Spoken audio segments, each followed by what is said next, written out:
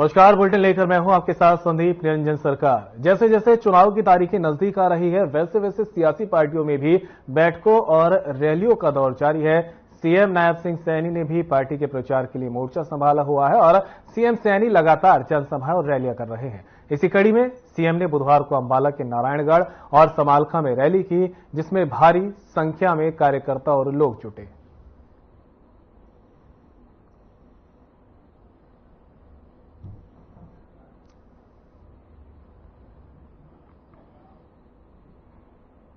चरखी दादरी शहर में जननायक जनता पार्टी की कार्यकर्ता बैठक का आयोजन किया गया, जिसकी अध्यक्षता पूर्व विधायक और जेजेपी प्रत्याशी राजदीप फोगाट ने की है। कार्यकर्ता बैठक को जेजेपी राष्ट्रीय अध्यक्ष डॉक्टर अजय सिंह चौटाला ने संबोधित किया है। उन्होंने कहा कि जननायक जनता पार्टी चौटाला देवीलाल की नीतियों को साथ लेकर आगे बढ़ रही है। उन्होंने कहा कि दुष्यंत चौटाला ने उप मुख्यमंत्री पद पर रहते हुए प्रदेश में बहुत विकास कार्य करवाए, महिलाओं को चुनाव में 50% की हिस्सेदारी दिलाने का काम किया। जेजेपी और आजाद समाज पार्टी के बीच हुए गठबंधन को लेकर उन्होंने कहा कि यह गठबंधन प्रदेश की राजनीति में अहम भूमिका निभाएगा और आगामी विधानसभा चुनाव में जनता के सहयोग से गठबंधन भारी बहुमत हासिल करेगा। हमारा जनसंपर्क अभियान तो बहुत लंबे समय से चल रहा है। लोकसभा चुनाव के तुरंत बाद हमने तो शुरू कर दिया था। पहले भी मैं दादरी के अनेक गांव में आकर के जनसंपर्क करके जा चुका हूं। आज तो पूरे हल्के के कार्यकर्ताओं की मीटिंग थी। इस गठजोड़ के बाद ये पहली मीटिंग है जिसमें उत्साह आप लोगों को देखने को मिल रहा है। एक और एक मिलकर के 11 होते हैं। निश्चित तौर पर इसके सार्थक परिणाम आपको चुनाव के नतीजों में देखने को मिलेगा। मैं यही कहा ना कि एक और एक मिलकर के 11 होते हैं।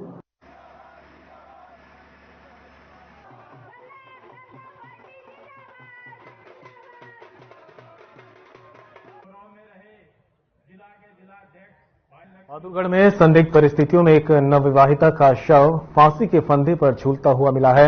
नवविवाहिता की शादी 4 महीने पहले ही हुई थी। मृतका के परिजनों का आरोप है कि शादी में कम दहेज लाने के चलते उसे प्रताड़ित किया जाता था और दहेज में गाड़ी लाने की मांग पूरी नहीं होने के चलते कई बार मारपीट भी की गई। वहीं परिजनों का कहना है कि पिछली बार जब रजनी को वापस ससुराल भेजा गया तो उसके माता पिता ने उसे ससुराल वालों की मांग पूरी करने के लिए 20,000 रुपए दिए थे। वहीं परिजनों ने आरोप लगाया है कि नवविवाहिता की हत्या करने के बाद उसे फांसी लगाई गई। परिजनों ने आरोपियों की जल्द गिरफ्तारी की मांग की है।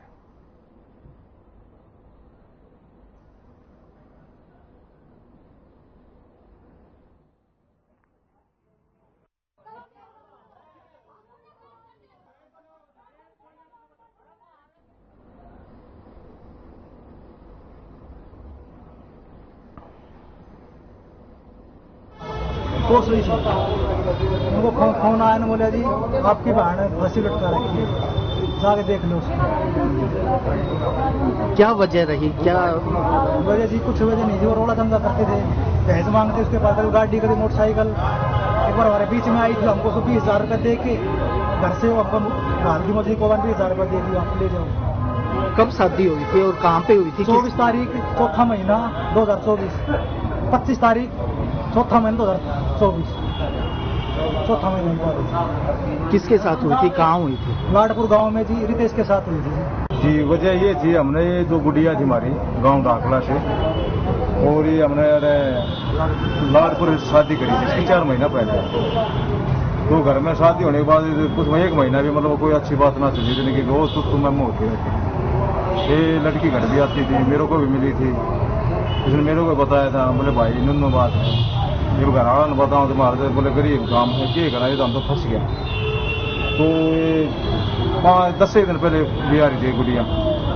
तो ये घर से थोड़ी बहुत क्या सुनी होगी थी, वो घर आ गई। उसने आके अपनी मम्मी को बताया, उसका भाई बता रहा था मेरा थी, वो मैं दोहराया था।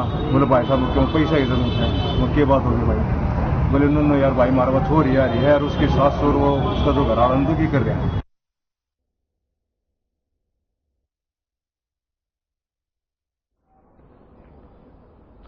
फरीदाबाद पुलिस ने हरियाणा के कैबिनेट मंत्री मूलचंद शर्मा और एक अमित कुमार नाम के युवक का चालान काटा है। 14 अगस्त को बल्लभगढ़ के मुख्य बाजार में तिरंगा रैली के दौरान ये चालान काटा गया है। जानकारी के मुताबिक मंत्री मूलचंद शर्मा बिना हेलमेट लगाए बाइक पर बैठे थे।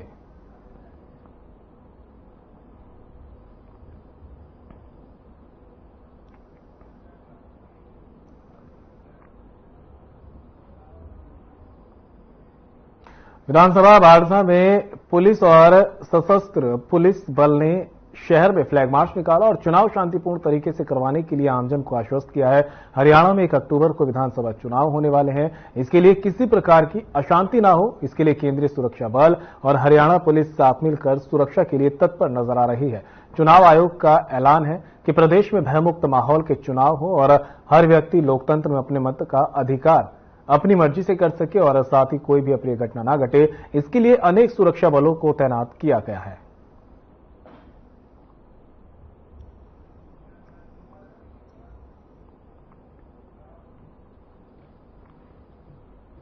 नूह के तावड़ू खंड के गांव भगों में राजकीय माध्यमिक विद्यालय के जर्जर होने की वजह से गुस्साए अभिभावकों और ग्रामीणों ने शिक्षा विभाग के अधिकारियों के खिलाफ प्रदर्शन किया है, जिसके बाद प्रदर्शन कर रहे लोगों ने स्कूल के मुख्य गेट पर ताला लगा दिया। हंगामा उतरते अध्यापकों ने एहतियात के तौर पर पुलिस को भी बुलाया। इतना ही नहीं, मौके पर खंड शिक्षा अधिकारी ने पहुंचकर भी ग्रामीणों को समझाने की काफी कोशिश की, लेकिन ग्रामीण इस बात पर अड़े रहे कि जब तक स्कूल में नई बिल्डिंग नहीं बनाई जाएगी तब तक वो अपने बच्चों को नहीं भेजेंगे।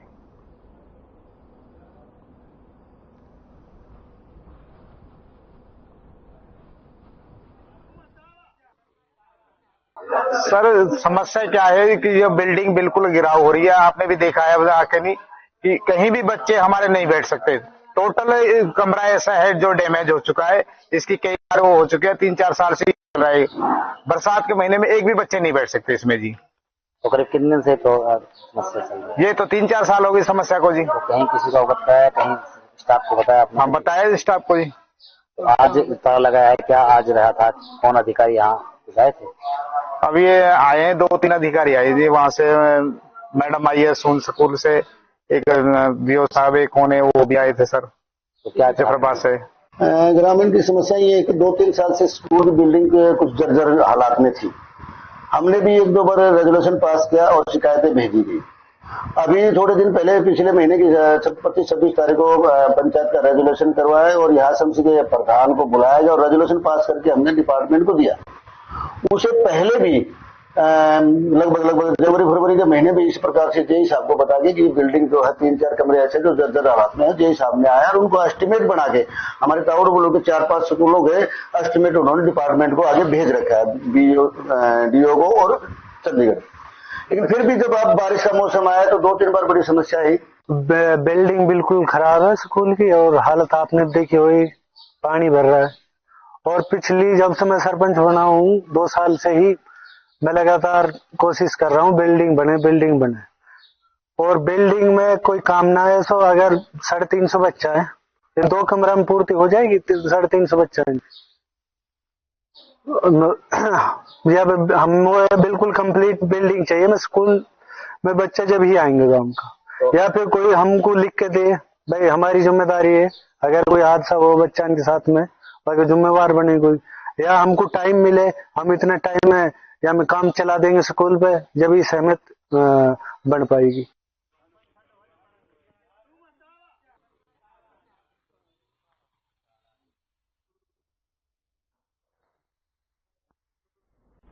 खबर तो शाम से है, जहां पिछले कई दिनों से भीषण गर्मी का प्रकोप झेल रहे क्षेत्रवासियों को झमाझम बारिश होने से गर्मी से राहत मिली है, तो वहीं बारिश की वजह से कई जगहों पर पानी भर गया है, जिसके चलते कहीं कहीं पर लोगों को आवाजाही में परेशानी का सामना भी करना पड़ा है।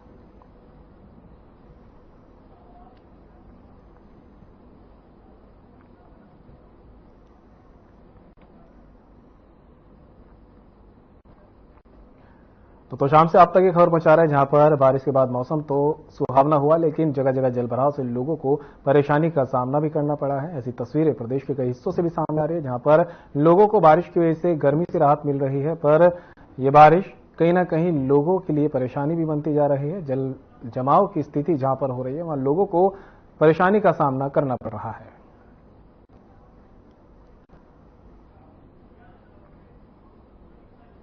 जिला निर्वाचन अधिकारी और उपायुक्त पार्थ गुप्ता का बयान सामने आया है, जिसमें उन्होंने कहा कि जिले में 4 विधानसभा क्षेत्र हैं, जिसमें से 3 सामान्य और 1 आरक्षित विधानसभा क्षेत्र है। 3 नारायणगढ़ विधानसभा क्षेत्र के तहत कुल मतदाताओं की संख्या 1,91,129 है, जिसमें से पुरुष मतदाताओं की संख्या 880 और महिला मतदाताओं की संख्या 90,240 और थर्ड जेंडर मतदाताओं की संख्या 9 है। इसके साथ ही जिला निर्वाचन अधिकारी और उपायुक्त पार्थ गुप्ता ने यह भी बताया कि विधानसभा चुनाव के दृष्टिगत 968 बूथ बनाए गए हैं। निर्वाचन नामावली के अंतिम प्रकाशन की प्रति उपायुक्त और जिला निर्वाचन अधिकारी कार्यालय अंबाला और एसडीएम कार्यालयों के साथ सभी मतदान केंद्र और सभी पटवार खाना में निरीक्षण के लिए उपलब्ध होगी।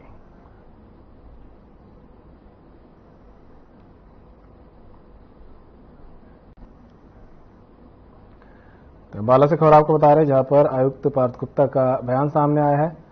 उपायुक्त ने जिले में चुनाव को लेकर जानकारी देते हुए ये बताया कि कितने मतदाता पुरुष हैं, कितने मतदाता महिलाएं हैं और थर्ड जेंडर के मतदाता कितने, सारी जानकारी दी है। साथ ही मतदाता सूचियों का अंतिम प्रकाशन को लेकर भी उन्होंने अपनी जानकारी साझा की।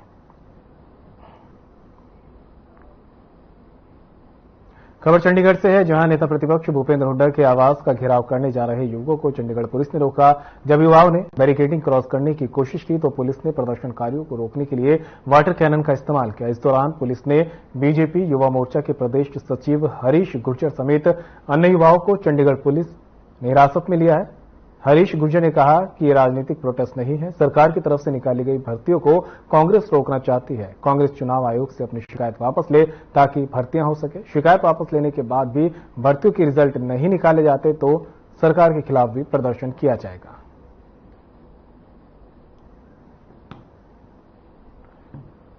चंडीगढ़ से आप तक एक खबर पहुंचा रहे हैं, जहां पर भूपेंद्र हुड्डा के आवास के लिए ये युवा निकले थे और इन्हें बीच रास्ते में ही पुलिस की तरफ से रोक लिया गया।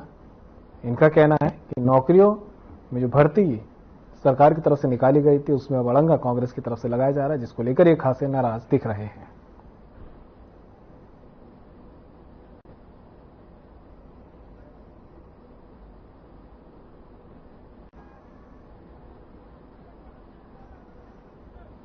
यही मैं आपको बताना चाह रहा हूं कि according to election commission UPSC SSC की अगर भर्तियां निकलती है उसका नोटिफिकेशन इलेक्शन से पहले होता है तो भर्तियां करनी होती है। सिर्फ तो हेड ऑफ की नौकरी नहीं आप लगा सकते, लेकिन जो पक्की नौकरी है अगर इलेक्शन डेट से पहले आई है तो आप उसको लगाओगे। लेकिन आयोग ने भी ये कहा है कि ये जो भर्तियों की डेट है वो अनाउंसमेंट जब रिजल्ट जो खत्म हो जाएगा, चुनाव के नतीजे आ जाएंगे तब कर ली जाए। तो हम क्या बात कर रहे हैं, हम कह रहे हैं कि भूपेंद्र सिंह हुड्डा के अगर चुनाव आयोग ऐसे कह रहा है, आप अपनी कंप्लेंट वापस ले। अगर जिनकी ओवर एज हो जाए, जो लोग जिन लड़कों ने इतने पैसे लगा के दिल्ली जैसे रोहतक जैसी जगह पड़ा है, अब अगर इलेक्शन आयोग ये कह रहा है कल भर्ती पे फिर हुड्डा उतर गया, फिर कोई ना कोई कंप्लेंट कर दी।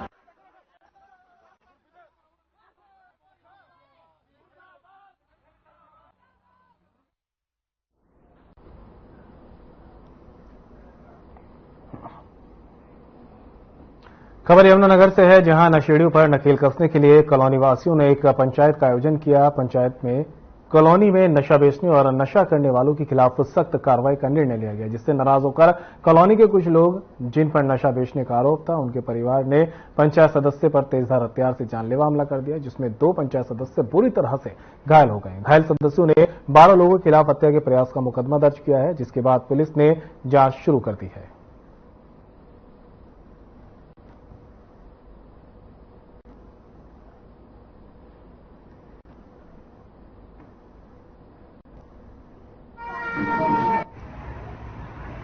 ये ऐसा हुआ जी, प्रशासन की अगुवाई में पंचायत रखी गई थी कॉलोनी की सारी की, कि जो यहाँ स्मैक बिक रही है 5-4 साल से। हम कॉलोनी के मेंबर हैं, भाई हमारा मेंबर है कॉलोनी का, तो सबको पता है कि यहाँ कितनी स्मैक बिक रही, कितने साल से बिक रही। तो ये पंचायत रखी गई थी जी। परसों ही पंचायत हुई थी और कल भी 5 बजे पंचायत हुई थी इस बारे में। तो जो यहाँ स्मैक बेचने वाले हैं उन्होंने पहले भी काफी बार धमकियां दी कि हमारे अगर स्मैक रोकोगे तो हम तुमने मारांगे। तो कल जब पंचायत हुई, बाजार के भी थे, सारी पूरी कॉलोनी थी, 400-500 आदमी थे। ये कल दिनांक 26/8/2024 को सलमान खान पुत्र यूसुफ खान वासी रहमिया कॉलोनी छछरौली की एक शिकायत मारपिटाई बारे, लड़ाई झगड़ा बारे थाना में प्राप्त हुई थी, जिस पर हमने विभिन्न धाराओं के तहत मामला दर्ज किया है और अभी जांच उसकी जारी है। फिलहाल इस मामले में किसी अभियुक्त की कोई गिरफ्तारी नहीं हुई है, उसके प्रयास अभी जारी हैं। हमला किया जिन्होंने जो हमारे घर पे जी तलवारें चलवाई जी, देखो जी हमारे गेट गुट पे भी बहुत वो इंटे फेंकी जी, बच्चों पे भी मारा जिन्होंने जी, जो बच्चे बाहर घूमे उन्हें भी बहुत गालियां देवे रोके टोके, अगर बच्चे बाहर जाएंगे तो उनके ऊपर बिंटा बरसावे जीवे, अगर नमाज पढ़ने गए थे जी देखो उन्हें तलवार चलाई गंडासे चलाई, इनके ऊपर इंटे फेंके, हमारे पास कुछ नहीं था जी, और उन्होंने हम तो 4-5 बंदे थे जी, और वो तो बहुत थे जी, 60-70 आदमी हो रहे थे जी देखो, और उन्होंने पीछे से भी हमला किया जब ये वहाँ पे चले गए जी मेडिकल कराने, उसके बाद भी उन्होंने हमला किया जी हमारे घर पे, हमारी गाड़ी पे भी इंटे पत्थर फेंके जी उन्होंने, यहाँ पे गेट पे भी, हमारे घर पे जब भी कोई नहीं था यहाँ पे। और सब ने अपनी बातें रखी भाई इस समय बंद होनी चाहिए, और जी पहले भी मतलब 1-2 बार SHO साहब भी आए यहाँ से, उन्हें भी मतलब इस बात के बारे में समय के कहा कि भाई ये रुकनी चाहिए, भाई हम तो इसमें कुछ नहीं कर सकते, आप ही से बस्ती वाले रोक सका।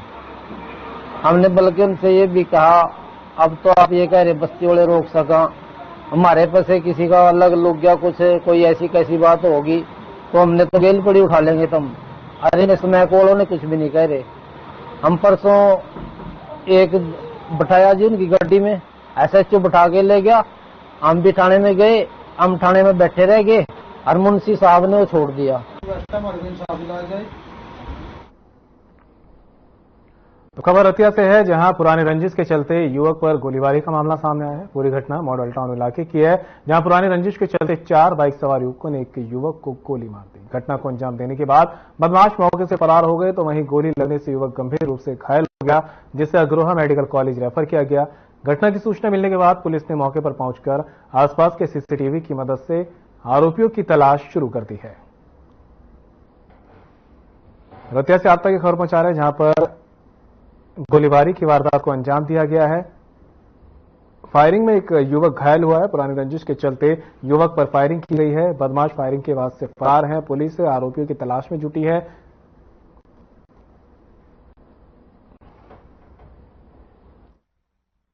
मामला ऐसे है, ये 6-7 महीने पहले दोनों पार्टियां जेल में थी, वहां इनका आपस में विवाद हुआ था, और ये एक जो जगसीर है ये सुखमपुर का है, दूसरे रतिया के हैं। उस रंजिश को लेके इनका झगड़ा हुआ है। यहाँ क्या हुआ झगड़े के दौरान ये इसके पीछे गए हैं, ये 2 आदमी थे मोटरसाइकिल पे, जगसीर मुदई है जो, और इसके पीछे 4 आदमी गए हैं, मक्खन, टिंकू, सुमित और हैप्पी। तो इन्होंने वहां जाके मॉडल टाउन के पास जाके इसको घेर के पहले तो मारपीट करी है, फिर फायर कराया। फायर इसके छाती के दाहिनी साइड लगे।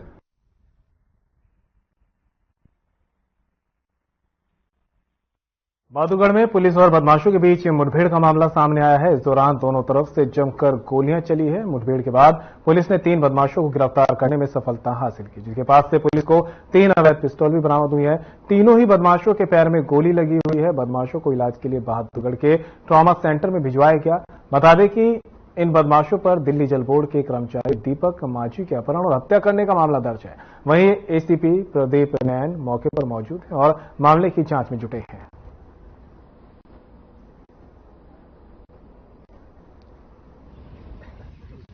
ये 16 तारीख की बात थी, तो एक दिल्ली से एक लड़का सांपला आया था ITI में, और उसका किडनैप करके 5 लाख की फिरौती मांगी गई थी, जिसमें पहले हमारी आसुदा SHO और सांपला टीम चाहिए रोहतक की टीम ने एक बंदे को फिरौती के पैसे लेते हुए काबू कर लिया था। एक बंदा उसको मार दिया था। तो 2 बंदे और थे जिसने किडनैप इसको किया था, उसको वो काबू नहीं आए थे। तो हमारी टीम चाहिए 2 रविंदर इंस्पेक्टर, उसकी टीम को रात को इंफॉर्मेशन मिली। खबर गोगामेडी से है, जहां गोगाजी मेले में गोवा नवमी पर लाखों की संख्या में अनेकों प्रदेशों से पहुंचे पीत वस्त्रधारी श्रद्धालुओं की भारी भीड़ रही। गोगा नवमी के अवसर पर लाखों की संख्या में श्रद्धालुओं ने गोगाजी के जयकारे लगाते हुए गोगाजी महाराज के दर्शन किए और गोगाजी से मन्नतें मांगी। मंदिर में लाखों की संख्या में पहुंचे श्रद्धालुओं ने गोगाजी मंदिर में धोख लगाकर पूजा अर्चना की है। वहीं पर प्रशासन की ओर से भारी भीड़ को देखते हुए बैरिकेडिंग और अन्य व्यवस्थाओं पर नजर रखी गई। मेला मजिस्ट्रेट कार्यालय से CCTV कैमरों से मेले की व्यवस्था की निरीक्षण किया जाता है। साथ ही प्रशासन और सामाजिक संस्थाओं की ओर से श्रद्धालुओं के लिए पेयजल की व्यवस्था की गई। अन्य विभागों के कर्मचारियों द्वारा भी अपनी सेवाएं जारी रखी गई और श्रद्धालुओं ने गुरु गोरखनाथ के दर्शन किए और गुरु के भंडारे का प्रसाद ग्रहण किया।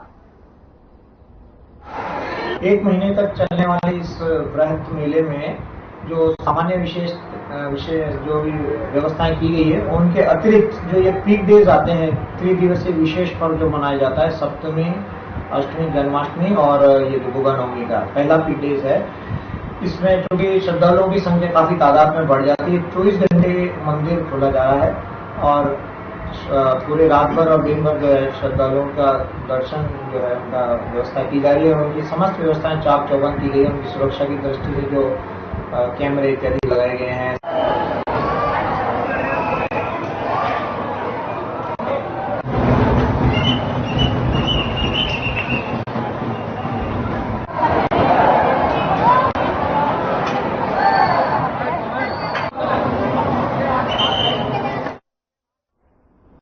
पेरिस ओलंपिक में कांस्य पदक विजेता अमन सहरावत अपने पैतृक गांव बिरोहड़ में पहुंचे। वहां पहुंचने पर गांव और अन्य लोगों द्वारा अमन सहरावत का जोरदार स्वागत किया गया है। अमन सहरावत और अमन सहरावत के कोच महाबली पहलवान सतपाल सहरावत को नोटों की माला पहनाकर स्वागत किया गया। वहीं इस दौरान रोहतक लोकसभा सांसद दीपेंद्र हुड्डा, हरियाणा सरकार में वित्त मंत्री जेपी दलाल, पूर्व मंत्री और बीजेपी राष्ट्रीय सचिव ओम प्रकाश धनखड़, विधायक गीता बुक्कल और बबीता फोगाट भी मौजूद रहे।